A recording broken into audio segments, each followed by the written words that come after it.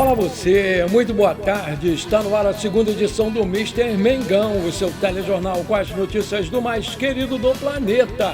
Leonardo Jardim, apresentado hoje, é conhecido por revelar garotos na Europa. 61 milhões de reais, Flamengo se posiciona sobre venda de zagueiro. Leonardo Jardim intensifica a preparação do Flamengo para a final do Carioca contra o Fluminense. Jardim abre o jogo sobre o futuro de Pedro no Flamengo. Essas e outras você confere agora. Fica comigo até o final, porque aqui tem muito mais Flamengo para você. O Flamengo recalculou a sua rota após a demissão do Felipe Luiz e com o Leonardo Jardim anunciado como novo treinador do Mengão em coletiva de imprensa no Ninho do Urubu, nessa tarde, o seu desafio agora é colocar o time de volta no caminho das vitórias e vencer o tricampeonato no domingo contra o Fluminense. O elenco também treinou hoje pela manhã, antes da coletiva de apresentação do novo técnico Leonardo Jardim. E vai treinar amanhã e no sábado também, onde vai encerrar os seus preparativos para o clássico de domingo.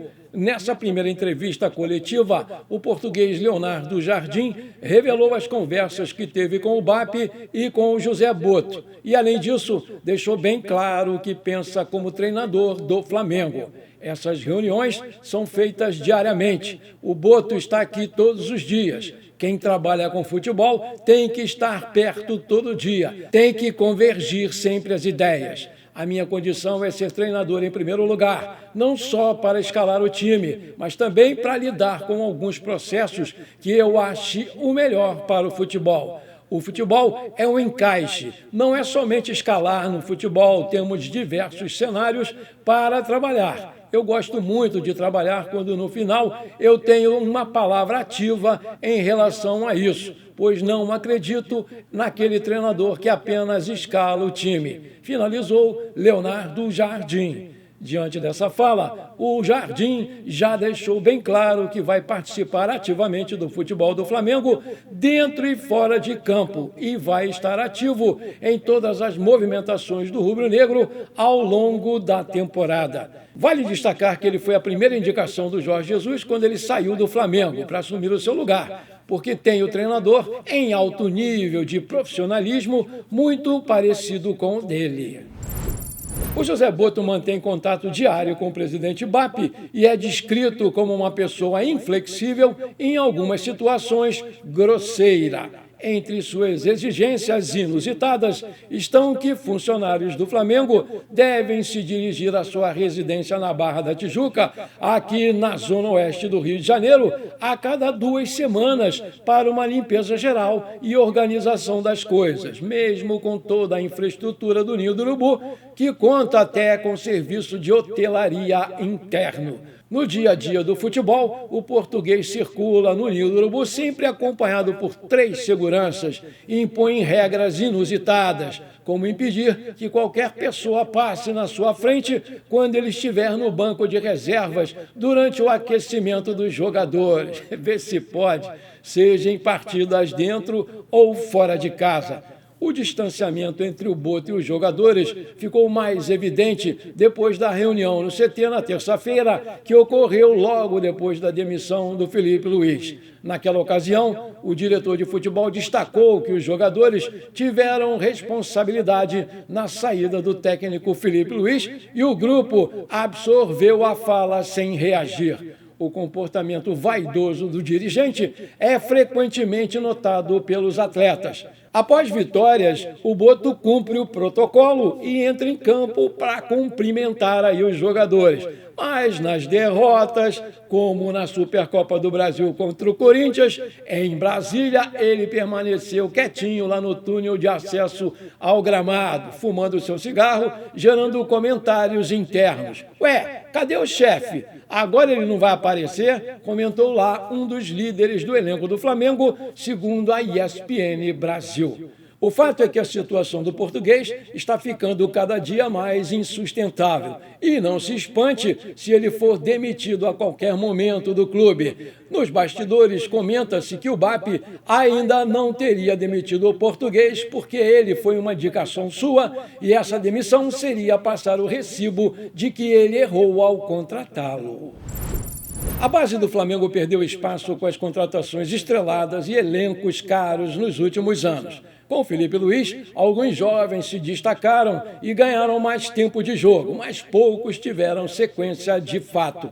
Conhecido por revelar Kylian Mbappé, o Leonardo Jardim também deu atenção às categorias inferiores no período que esteve no Cruzeiro e pode ajudar a lançar outros nomes aqui do Flamengo.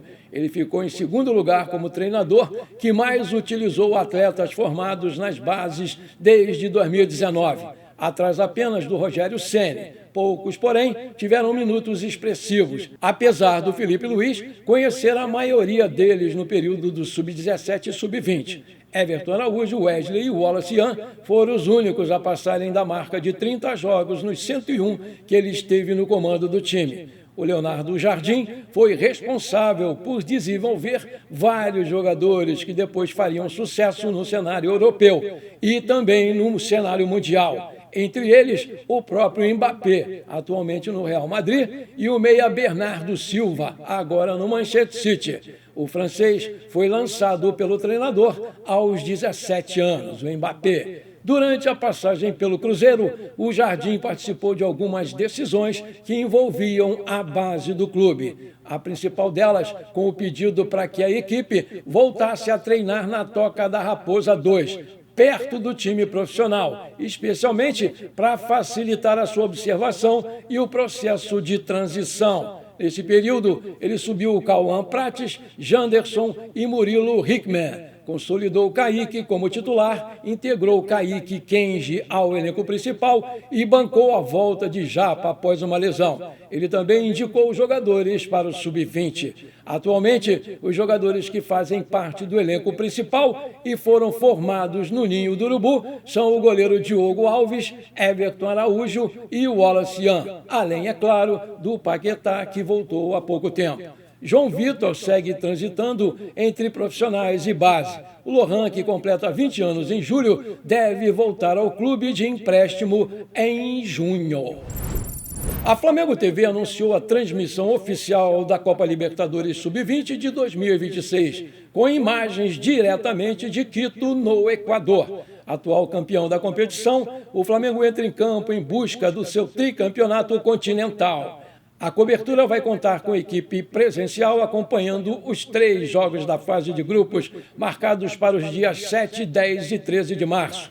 A estrutura da transmissão da TV oficial será montada nos estádios Olímpico Atahualpa e Estádio Rodrigo Paz Delgado.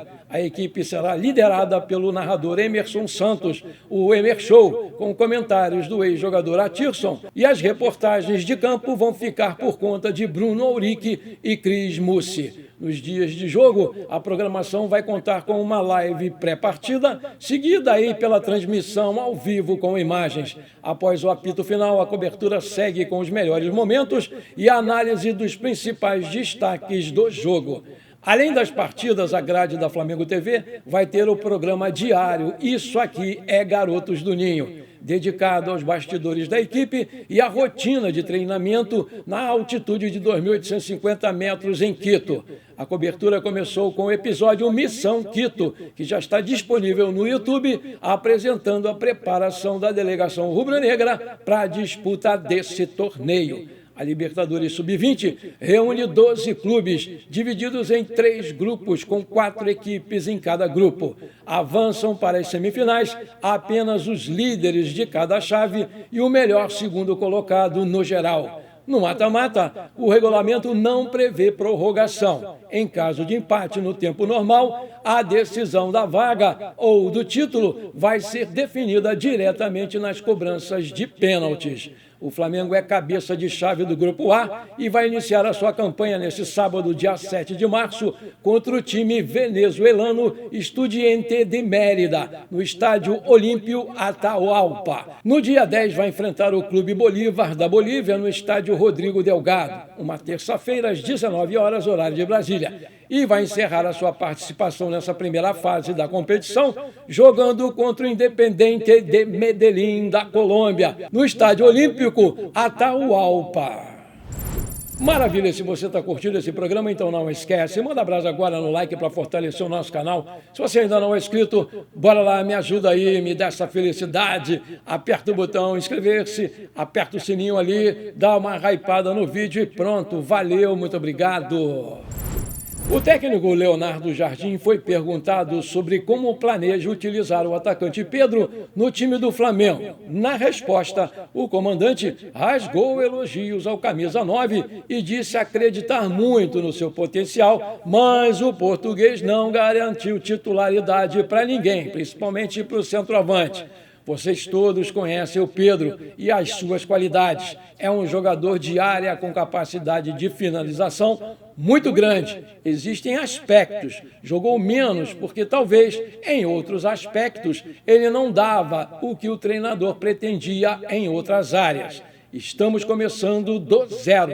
Eu acredito muito nele. Quando digo, não digo que vai jogar todos os jogos ou sempre os 90 minutos. Acredito nas qualidades que ele tem e nas outras deficiências a gente pode trabalhar. E com motivação e empenho a gente consegue superá-las. O dia a dia vai reger. Não é com 2 ou 3 dias que vamos fazer análises. Tudo que eu disser posso estar dizendo asneiras, porque vamos ver a seguir o que vai acontecer, finalizou lá o Leonardo Jardim na sua entrevista coletiva dessa quinta-feira.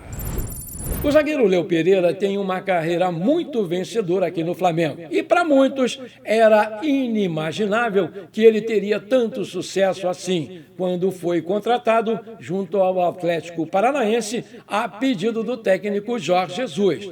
Quando ele chegou em 2020, ele errou muito, cometeu falhas e boa parte da torcida entendia que ele não servia mais para o Flamengo, assim quase que ele saiu do clube. Mas o Léo Pereira deu a volta por cima e se tornou um dos melhores jogadores do Flamengo, sendo importantíssimo nos últimos títulos conquistados pela equipe. Essa boa fase do jogador faz com que muitos clubes do exterior tenham interesse nele. Mas o Flamengo faz jogo duro para liberá-lo, porque a última proposta recusada recentemente pelo Mengão foi de 10 milhões de euros, 61 milhões de reais na cotação atual. A diretoria já deixou claro que nenhum jogador importante vai sair nessa temporada, salvo se uma oferta chegar com valores acima da média. O Léo Pereira está muito feliz aqui no Flamengo e não tem nenhum motivo para forçar uma saída neste momento. Essa última proposta de 10 milhões de euros foi novamente do futebol mexicano, cujo nome do clube não foi revelado. O Flamengo vai manter não só o Léo Pereira, mas também todos os outros zagueiros do clube. Léo Ortiz, Danilo e Vitão disputam posição para saber quem vai jogar ao lado do Léo Pereira nesse começo de temporada. Agora, com a chegada do Leonardo Jardim, isso aí pode mudar. Vale lembrar, né, pessoal, que o Léo Pereira é nascido em Curitiba, tem 1,89 m de altura, é um zagueiro canhoto de 30 anos, completados agora em janeiro. Está no Flamengo desde 2020 e tem contrato por aqui até 31/12/2027. E o seu passe está avaliado pelo site Transfer Market em 10 milhões de euros. Antes de terminar esse nosso programa, eu quero mandar os parabéns aqui para o meu amigo e membro do nosso canal, o Davis Wallace Silva, que hoje está fazendo aniversário. Muita saúde, muitos anos de vida, tudo de bom para você, meu querido. Comemore bastante o seu dia, porque você merece. Parabéns, Davis, estamos juntos. E também para o meu amiguinho Enzo, flamenguista doente, que é neto do meu querido amigo Márcio Santiago, da PM aqui do Rio de Janeiro, que hoje também está fazendo aniversário, 6 aninhos, que coisa maravilhosa, muita saúde, muitos anos de vida, com a proteção do Papai do Céu sempre. Tudo de bom pra você, meu garoto. Parabéns, Enzo. Tamo junto. Bom, por enquanto foi isso. Eu espero que você tenha gostado desse nosso programa. Muito obrigado de coração por você ter ficado comigo até aqui. Um grande abraço e bora ser feliz. Pra cima deles, Mengão!